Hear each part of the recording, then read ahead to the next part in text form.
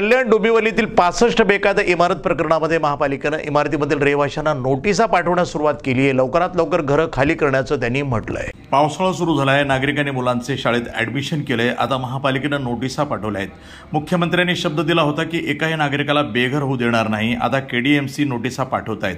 आता आम्ही काय करायचं? मुख्यमंत्री मोठे की केडीएमसी असा संतप्त सवाल नागरिकांनी उपस्थित केला आहे। आमच्यावर घराच्या कर्जाचा डोंगर आहे, आम्हाला फाशी घेण्याशिवाय आमच्याकडे दुसरा पर्याय नाही। या प्रश्नाकडे मुख्यमंत्री आणि उपमुख्यमंत्र्यांनी लक्ष द्यावं, आम्हाला वाचवावं अशी मागणी रहिवाशांनी केली आहे। या प्रकरणी याचिकाकर्ते संदीप पाटील यांनी कारवाई केली नाही तर न्यायालयाच्या आदेशाचा अवमान याचिका दाखल करणार असल्याचा इशारा दिल्यावर नागरिकांना केडीएमसीनं घरे खाली करण्याच्या नोटिसा पाठवल्या आहेत। केडीएमसी हद्दीतील बेकायदा 65 इमारत प्रकरणामध्ये शिवसेना ठाकरे गट जिल्हा प्रमुख दीपेश म्हात्रे यांनी इमारतीमधील राहणाऱ्या रहिवाशांची भेट घेतली।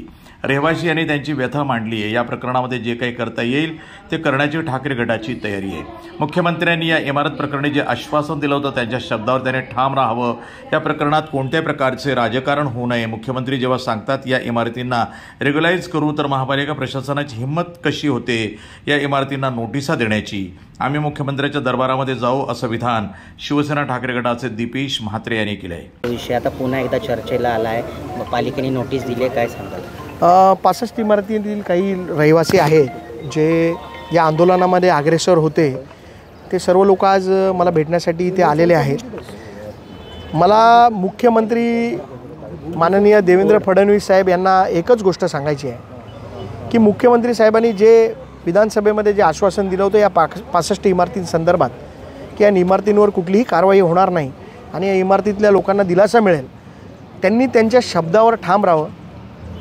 या 65 इमारतींचं कुठल्याही पक्षाने राजकारण करू नये आणि या लोकांना दिलासा मिळण्यासाठी, कारण वारंवार आपण बघाल तर दर 15 दिवसांनी या लोकांना नोटिसेस जात आहेत, या लोकांना घराबाहेर काढलं जाईल अशा धमक्या दिल्या जात आहेत। माझी प्रशासनाला एवढीच विनंती आहे की मुख्यमंत्र्यांनी दिलेला शब्द म्हणजे मुख्यमंत्र्यांची काही किंमत आहे की नाही प्रशासनाच्या नजरेमध्ये? मुख्यमंत्री जेव्हा सांगतात की या इमारतींना आम्ही रेग्युलराईज करू, तेव्हा प्रशासनाची हिंमतच कशी होते या लोकांना नोटिसेस देण्याची? माझी प्रशासनाला विनंती आहे की आपण या मुख्यमंत्र्यांनी दिलेला शब्द पाळावा आणि या लोकांच्या ज्या दिलेल्या नोटीस आहेत ते त्वरित आपण मागे घ्याव्या, नाहीतर याच्यावरती आम्हाला न्यायालयात जावं लागेल आणि मुख्यमंत्र्यांच्या दरबारात देखील आम्ही या गोष्टीसाठी जाऊ।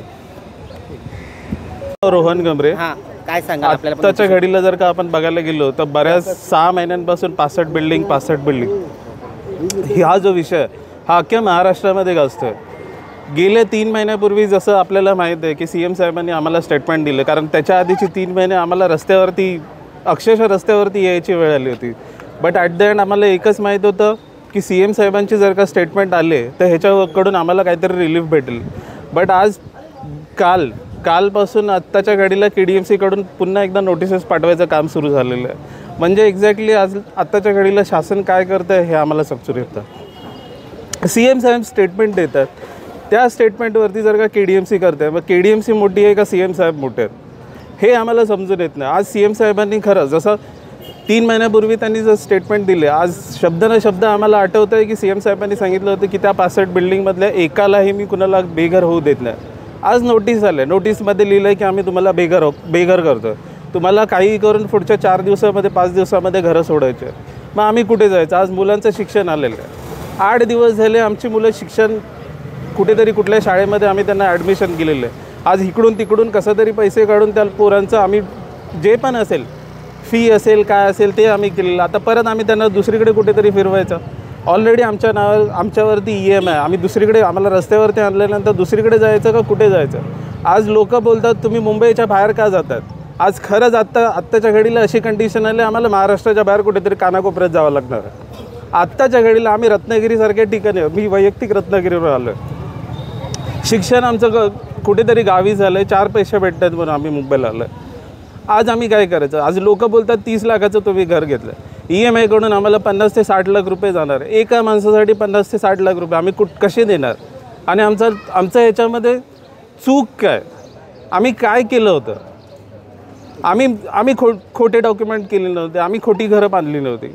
आम्हाला फक्त सीएम साहेबांकडून, तसेच शिंदे साहेब आपले सीएम साहेब यांच्याकडून फक्त एक दिलासा हवा आहे की आम्हाला वाचवा, त्याच्या पलीकडे काय? मी प्रणव पाटील, साई गॅलेक्सी बिल्डिंगमधून कोपर स्टेशनच्या बाजूलाच माझी बिल्डिंग आहे. आज ही नोटिसा आम्हाला सगळ्यांना मिळाल्यात. 65 बिल्डिंगपैकी 55 बिल्डिंगांना नोटिसा दिल्यात.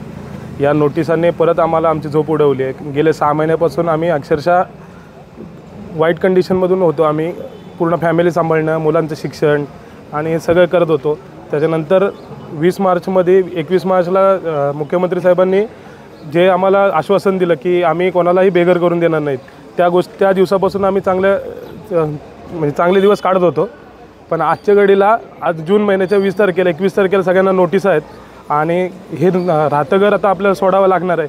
हे सगळ्या सोसायटींना नोटिसा आल्यात आणि आत्ता आमची अशी कंडिशन आहे की मुलांचं डोनेशन केलं, मुलांच्या शिक्षणाचं हे भरलं आहे सगळं आणि पैशाचा डोंगर जो थोडाफार जमा होता अगोदर तो सगळा पहिल्या 6 महिन्यात गेला.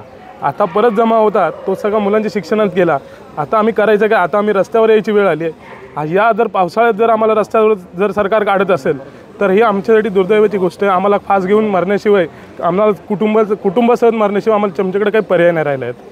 तर मुख्यमंत्र्यांनी जो आम्हाला दिलासा दिला होता त्या शब्दावर ठाम राहून मुख्यमंत्र्यांनी आमची घरं वाचवावी आणि सरकारला मोठी विनंती आहे, सगळ्या पक्षांना मोठी विनंती आहे की कोणी याच्यामध्ये आम्हाला राजकारणासाठी वापर करू नका. इलेक्शन येतील, बिल्डिंगांना नोटीस येतील, हा प्रकार आमच्याकडं थांबवा कृपया. सगळ्यांना हात जोडून विनंती आहे. NTV न्यूज मराठी, कल्याण, ठाणे.